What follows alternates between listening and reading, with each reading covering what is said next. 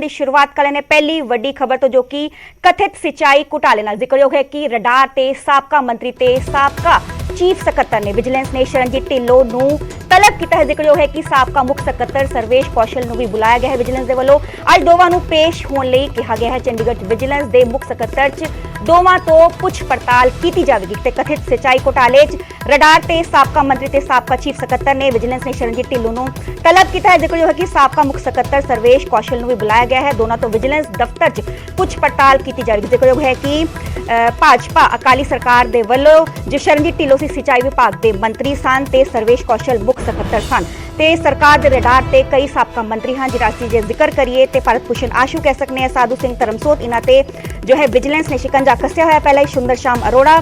ਜ਼ਿਕਰਯੋਗ ਆ ਵੀ ਹੈ ਕਿ ਜਦੋਂ ਅਕਾਲੀ ਭਾਜਪਾ ਸਰਕਾਰ ਸੀਗੀ ਤੇ ਕਥਿਤ ਘੁਟਾਲਾ ਸਾਹਮਣੇ ਆਇਆ ਸੀਗਾ 2017 ਚ ਜਦੋਂ ਕਾਂਗਰਸ ਦੀ ਸਰਕਾਰ ਆਈ ਸੀਗੀ, ਉਦੋਂ ਜਾਂਚ ਵੀ ਕੀਤੀ ਸੀਗੀ ਵਿਜੀਲੈਂਸ ਨੇ ਤੇ ਉਦੋਂ ਕਈ ਅਫਸਰਾਂ ਨੂੰ, ਇੰਜੀਨੀਅਰਸ ਨੂੰ ਅਤੇ ਠੇਕੇਦਾਰ ਗੁਰਿੰਦਰ ਸਿੰਘ ਤੇ ਵੀ ਕੇਸ ਦਰਜ ਹੋਇਆ ਸੀਗਾ ਤੇ ਹੁਣ ਫਿਰ ਤੋਂ ਰਡਾਰ ਤੇ ਸਾਬਕਾ ਮੰਤਰੀ ਤੇ ਚੀਫ ਸਕੱਤਰ ਨੇ ਵਿਜੀਲੈਂਸ ਨੇ ਸ਼ਰਨਜੀਤ ਢਿੱਲੋਂ ਨੂੰ ਤਲਬ ਕੀਤਾ ਹੈ।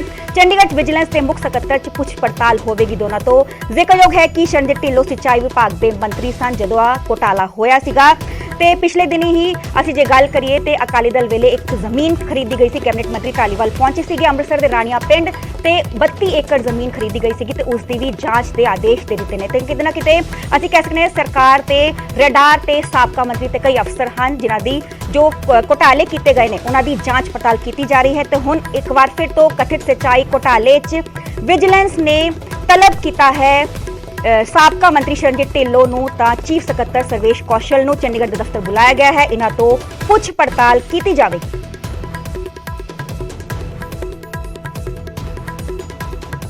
ਹੁਣ ਗੱਲ ਕਰਾਂਗੇ ਸਾਬਕਾ ਡੀਜੀਪੀ ਸੁਮੇਧ ਸੈਣੀ ਦੀ। ਸਾਬਕਾ ਡੀਜੀਪੀ ਸੁਮੇਧ ਸੈਣੀ ਨੂੰ ਸਿੱਟ ਦੇ ਅੱਗੇ ਪੇਸ਼ ਹੋਣ ਲਈ ਕਿਹਾ ਗਿਆ ਹੈ। ਅੱਜ ਉਹ ਪੇਸ਼ ਹੋਣਗੇ। ਸਿੱਟ ਨੇ ਜਾਂਚ ਲਈ ਸ਼ਾਮਲ ਹੋਣ ਲਈ ਸਮਨ ਕੀਤਾ ਹੈ। ਜ਼ਿਕਰ ਹੋ ਗਿਆ ਕਿ ਚੰਡੀਗੜ੍ਹ ਦਫ਼ਤਰ 'ਚ ਦੁਪਹਿਰੇ 2 ਵਜੇ ਪੇਸ਼ ਹੋਣ ਲਈ ਬੁਲਾਇਆ ਗਿਆ ਹੈ। ਸਾਬਕਾ ਡੀਜੀਪੀ ਸੁਮੇਧ ਸੈਣੀ ਨੂੰ ਕੋਟਪੁਰਾ ਗੋਲੀकांड ਨੂੰ ਲੈ ਕੇ ਪੁੱਛ ਪੜਤਾਲ ਕੀਤੀ ਜਾਏਗੀ। ਸਾਲ 2015 ਚ ਕੋਟਪੁਰਾ ਚ ਪੁਲਿਸ ਨੇ ਪ੍ਰਦਰਸ਼ਨਕਾਰੀਆਂ ਤੇ ਚਲਾਈ ਸੀ ਗੋਲੀ। ਤਤਕਾਲੀ ਪੁਲਿਸ ਮੁਖੀ ਨੇ ਸੁਮੇਧ ਸਿੰਘ ਸੈਣੀ, ਜ਼ਿਕਰ ਹੈ ਕਿ 2015 ਚ ਬਰਗਾੜੀ ਬੇਅਦਬੀ ਕੇਸ ਹੋਇਆ ਸੀਗਾ ਤੇ ਉੱਥੇ ਸ਼ਾਂਤਮਈ ਤਰੀਕੇ ਨਾਲ ਸਿੱਖ ਜਥੇਬੰਦੀਆਂ ਪ੍ਰਦਰਸ਼ਨਕਾਰੀਆਂ ਸੀਗੀਆਂ ਤੇ ਉਸ ਦੌਰਾਨ ਜੋ ਹੈ ਗੋਲੀ ਚਲਾ ਦਿੱਤੀ ਗਈ ਸੀ ਜਿਸ ਚ 2 ਸਿੱਖਾਂ ਦੀ ਜਾਨ ਚਲੀ ਗਈ ਸੀ ਤੇ ਕਾਫੀ ਕਿੰਨੀਆਂ ਸਿੱਟ ਬਣ ਵੀ ਚੁੱਕੀਆਂ ਹੈ ਤੇ ਹੁਣ ਤੱਕ ਜਾਂਚ ਜਾਰੀ ਹੈ ਤੇ ਇੱਕ ਸਿੱਟ ਬਣੀ ਸੀ ਕੁੰਵਰ ਵਿਜੇ ਪ੍ਰਤਾਪ ਸਿੰਘ ਦੀ ਜੋ ਮੌਜੂਦਾ ਵਿਧਾਇਕ ਵੀ ਨੇ ਆਮ ਆਦਮੀ ਪਾਰਟੀ ਤੋਂ, ਪਰ ਹਾਈ ਕੋਰਟ ਉਹਨਾਂ ਦੀ ਜੋ ਸਿੱਟ ਦੀ ਰਿਪੋਰਟ ਸੀ ਉਹਨੂੰ ਕੁਐਸ਼ ਕਰ ਦਿੱਤਾ ਗਿਆ ਸੀਗਾ ਤੇ ਪਿਛਲੇ ਦਿਨੀ ਹੀ ਨੌਨਿਹਾਲ ਸਿੰਘ ਦੀ ਜੋ ਬਣੀ ਆਈਟੀ ਉਹ ਵੀ ਪਹੁੰਚੀ ਸੀਗੀ ਸਿੱਟ ਉੱਥੇ ਜਾਂਚ ਪੜਤਾਲ ਕਰਨ ਲਈ ਤੇ ਇਸ ਬਾਬਤ ਸਿੱਟ ਦਾ ਗਠਨ ਵੀ ਕਿੰਨੀਆਂ ਸਿੱਟਾਂ ਦਾ ਗਠਨ ਕੀਤਾ ਜਾ ਚੁੱਕਾ ਹੈ। ਜਾਂਚ ਪੜਤਾਲ ਜਾਰੀ ਹੈ ਤੇ ਜ਼ਿਕਰਯੋਗ ਹੈ ਕਿ ਸਾਬਕਾ ਡੀਜੀਪੀ ਸੁਮੇਧ ਸੈਣੀ ਨੂੰ ਇਸ ਬਾਬਤ ਹੁਣ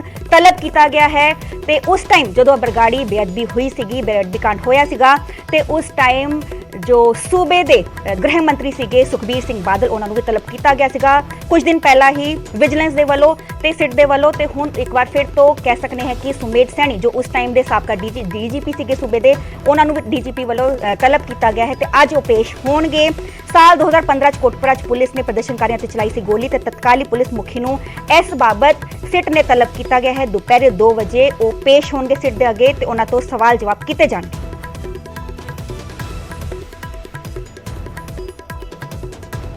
ਗੱਲ ਪੁਰਾਣੇ ਭਾਈਵਾਲਾਂ ਦੀ ਜਿਨ੍ਹਾਂ ਦੀ ਮੁੜ ਇੱਕ ਫਰੇਮ 'ਚ ਫਿੱਟ ਹੋਣ ਦੀ ਸੰਭਾਵਨਾ ਘੱਟ ਹੀ ਨਜ਼ਰ ਆ ਰਹੀ ਹੈ। ਬੀਜੇਪੀ ਪਾਰਲੀਮੈਂਟਰੀ ਬੋਰਡ ਦੇ ਮੈਂਬਰ ਨੇ ਗਠਜੋੜ ਨੂੰ ਲੈ ਕੇ ਨਿਊਜ਼ 18 ਤੇ ਵੱਡਾ ਬਿਆਨ ਦਿੱਤਾ। ਲਾਲਪੁਰਾ ਦਾ ਅਕਾਲੀ ਦਲ ਨਾਲ ਤਾਂ ਪਿਆਰ ਨਜ਼ਰ ਆ ਰਿਹਾ ਹੈ ਪਰ ਬਾਦਲ ਪਰਿਵਾਰ ਤੋਂ ਬੀਜੇਪੀ ਪਰਹੇਜ਼ ਕਰ ਰਹੀ ਹੈ।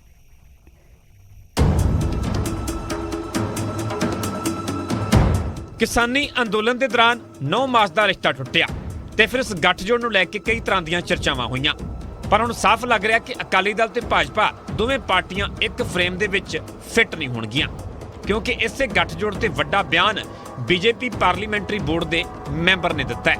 ਨਿਊਜ਼ 18 ਪੰਜਾਬ ਵੱਲੋਂ ਇਕਬਾਲ ਸਿੰਘ ਲਾਲਪੁਰਾ ਦੇ ਨਾਲ ਖਾਸ ਗੱਲਬਾਤ ਕੀਤੀ ਗਈ ਤੇ ਜਦੋਂ ਸਵਾਲ ਗੱਠਜੋੜ ਨੂੰ ਲੈ ਕੇ ਹੋਇਆ ਤਾਂ ਲਾਲਪੁਰਾ ਨੇ ਸਿੱਧਾ ਅਕਾਲੀ ਦਲ ਨੂੰ ਨਿਸ਼ਾਨੇ ਤੇ ਲੈਂਦਿਆਂ ਇੱਥੋਂ ਤੱਕ ਕਹਿ ਦਿੱਤਾ ਕਿ ਭਾਈਚਾਰੇ ਨੂੰ ਸੱਟ ਮਾਰਨ ਵਾਲਿਆਂ ਦੇ ਨਾਲ ਨਹੀਂ ਜਾਵਾਂਗੇ। इस तरह का बादल परिवार ਨੂੰ ਅਸੀਂ 25 ਸਾਲ ਦਿੱਤੇ ਆ ਕਿ ਉਹ ਬਹੁਤਾ ਕੁਝ ਲੋਕਾਂ 'ਚ ਲੈ ਕੇ ਜਾ ਨਹੀਂ ਸਕੇ ਤੇ ਸਮਾਜ ਪੰਜਾਬ ਤਰੱਕੀ ਚਾਹੁੰਦਾ ਹੈ, ਪੰਜਾਬ ਖੁਸ਼ਹਾਲੀ ਚਾਹੁੰਦਾ ਹੈ, ਪੰਜਾਬ ਅਮਨ ਚਾਹੁੰਦਾ ਹੈ, ਪੰਜਾਬ ਆਪਸੀ ਭਾਈਚਾਰਾ ਚਾਹੁੰਦਾ ਹੈ ਤੇ ਜਿਹੜਾ ਇਹਨੂੰ ਸੱਟ ਮਾਰਦਾ ਜਾਂ ਇਸ ਪਾਸੇ ਯਤਨ ਕਰਦਾ ਅਸੀਂ ਉਹਦੇ ਤੇ ਇੱਕ ਪੈਰ ਪਿੱਛੇ ਹੀ ਰੱਖਦੇ ਹਾਂ ਤੇ ਸਾਡੀ ਦੋਸਤੀ ਤਾਂ ਅਮਨ ਪਸੰਦ ਲੋਕਾਂ ਨਾਲ ਹੋ ਸਕਦੀ ਹੈ। ਲਾਲਪੁਰਾ ਇਸ ਤੋਂ ਵੀ ਇੱਕ ਕਦਮ ਅੱਗੇ ਵਧੇ ਤੇ ਇਲਜ਼ਾਮ ਇੱਥੋਂ ਤੱਕ ਲਗਾ ਦਿੱਤੇ ਕਿ ਜਦੋਂ ਪਾਰਟੀ ਮੈਨੂੰ ਪੰਜਾਬ ਭਾਜਪਾ ਦਾ ਪ੍ਰਧਾਨ ਬਣਾਉਣਾ ਚਾਹੁੰਦੀ ਸੀ ਤਾਂ ਅਕਾਲੀ ਦਲ ਨੇ ਇਸ ਦਾ ਵਿਰੋਧ ਕੀਤਾ ਸੀ। ਮੈਨੂੰ ਪਤਾ ਹੈ ਕਿ ਜਦੋਂ ਮੈਨੂੰ ਬੀਜੇਪੀ ਦਾ ਪ੍ਰੈਜ਼ੀਡੈਂਟ ਬਣਾਉਣ ਲੱਗੇ ਸੀ ਤੇ ਅਕਾਲੀ ਲੀਡਰਸ਼ਿਪ ਨੇ ਆਖਿਆ ਸੀ ਕਿ ਜੇ ਭਾਰਤੀ ਜਨਤਾ ਪਾਰਟੀ ਦਾ ਪ੍ਰਧਾਨ ਵੀ ਸਿੱਖ ਹੋਏਗਾ ਤੇ ਅਸੀਂ ਸਾਡੇ ਨਾਲ ਤੁਹਾਡਾ ਰਹਿਣਾ ਮੁਸ਼ਕਲ ਹੋ ਜਾਏਗਾ। ਜਦੋਂ ਭਾਜਪਾ ਦਾ ਵੱਡਾ ਚਿਹਰਾ ਅਕਾਲੀ ਦਲ ਤੇ ਸਿੱਧਾ ਨਿਸ਼ਾਨਾ ਸਾਧੇ ਬੀਜੇਪੀ ਪਾਰਲੀਮੈਂਟਰੀ ਬੋਰਡ ਦਾ ਮੈਂਬਰ ਗੱਠਜੋੜ ਦੀਆਂ ਸੰਭਾਵਨਾਵਾਂ ਨੂੰ ਪੂਰੀ ਤਰ੍ਹਾਂ ਰੱਦ ਕਰੇ ਤਾਂ ਇਸ ਬਿਆਨ ਨੂੰ ਹਲਕੇ 'ਚ ਨਹੀਂ ਲਿਆ ਜਾ ਸਕਦਾ ਤੇ ਤਸਵੀਰ ਸਾਫ਼ ਨਜ਼ਰ ਆਉਂਦੀ ਹੈ ਕਿ ਹੁਣ ਪੁਰਾਣੇ ਭਾਈਵਾਲਾਂ ਦੇ ਰਾਹ ਵੱਖ-ਵੱਖ ਹੋ ਚੁੱਕੇ ਨੇ। Bureau report news 18 Punjab. ਹੁਣ ਗੱਲ ਕਰਾਂਗੇ ਮਾਈਨੋਰਟੀ ਕਮਿਸ਼ਨ ਦੇ ਚੇਅਰਪਰਸਨ ਇਕਬਾਲ ਸਿੰਘ ਲਾਲਪੁਰਾ ਦੀ। ਲਾਲਪੁਰਾ ਨੇ ਪੰਜਾਬ ਸਰਕਾਰ ਤੇ ਇੱਕ ਵੱਡਾ ਇਲਜ਼ਾਮ ਲਗਾਇਆ ਹੈ। ਨਿਊਜ਼ 18 ਤੇ ਬੋਲੇ ਨੇ ਇਕਬਾਲ ਸਿੰਘ ਲਾਲਪੁਰਾ।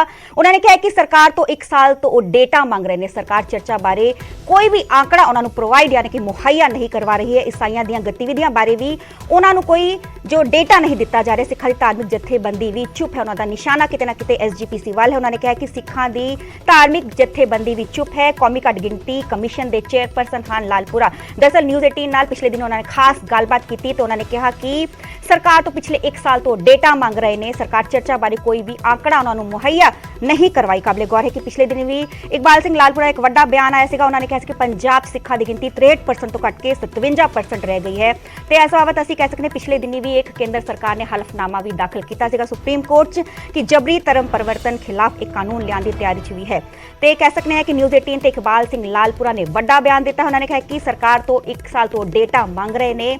ਜੋ ਕੈਪਟਨ ਅਮਰਿੰਦਰ ਸਿੰਘ ਦੀ ਸਰਕਾਰ ਸੀਗੀ ਉਹਨਾਂ ਵੱਲੇ ਵੀ ਡੇਟਾ ਮੰਗਿਆ ਸੀਗਾ, ਚੰਨੀ ਸਰਕਾਰ ਵੱਲੇ ਵੀ ਡੇਟਾ ਮੰਗਿਆ ਗਿਆ ਸੀਗਾ ਤੇ ਹੁਣ ਮੌਜੂਦਾ ਸਰਕਾਰ ਵੱਲੇ ਵੀ ਡੇਟਾ ਮੰਗਿਆ ਗਿਆ ਸੀਗਾ ਪਰ ਡੇਟਾ ਉਹਨਾਂ ਨੂੰ ਮੁਹੱਈਆ ਨਹੀਂ ਕਰਵਾਇਆ ਗਿਆ। ਪਿਛਲੇ 1 ਸਾਲ ਤੋਂ ਮੈਂ ਪੰਜਾਬ ਸਰਕਾਰ ਨੂੰ ਲਗਾਤਾਰ ਲਿਖ ਰਿਹਾ ਹਾਂ ਕਿ ਜਿਹੜਾ ਕ੍ਰਿਸਚੀਅਨ ਮਿਸ਼ਨਰੀਜ਼ ਵੱਲੋਂ ਜਿਹੜੇ ਨਵੇਂ ਚਰਚ ਖੋਲੇ ਗਏ ਆ ਜਾਂ ਕੀ ਇਹਨਾਂ ਦੀ ਐਕਟੀਵਿਟੀ ਹੈ ਇਹਦੇ ਤੇ ਮੈਨੂੰ ਰਿਪੋਰਟ ਭੇਜੋ। ਤੇ ਮੈਨੂੰ ਬੜੇ ਦੁੱਖ ਨਾਲ ਕਹਿਣਾ ਪੈ ਰਿਹਾ ਕਿ ਪੰਜਾਬ ਸਰਕਾਰ ਨੇ ਇਹਦੇ 'ਚ ਕੋਈ ਰਿਪੋਰਟ ਸਾਨੂੰ ਨਹੀਂ ਭੇਜੀ।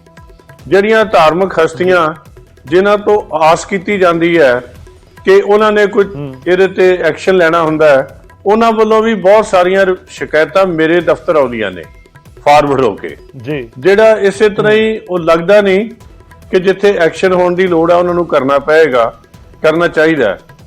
ਧਰਮ ਪਰਿਵਰਤਨ ਦੇ ਮੁੱਦੇ ਤੇ ਕੇਂਦਰ ਸਰਕਾਰ ਹੁਣ ਸਖਤ ਕਦਮ ਚੁੱਕਣ ਜਾ ਰਹੀ ਹੈ। ਜਬਰਨ ਧਰਮ ਪਰਿਵਰਤਨ ਨੂੰ ਰੋਕਣ ਲਈ ਹੁਣ ਬਾਕਾਇਦਾ ਕਾਨੂੰਨ ਲਿਆਉਣ ਦੀ ਤਿਆਰੀ ਕੀਤੀ ਜਾ ਰਹੀ ਹੈ।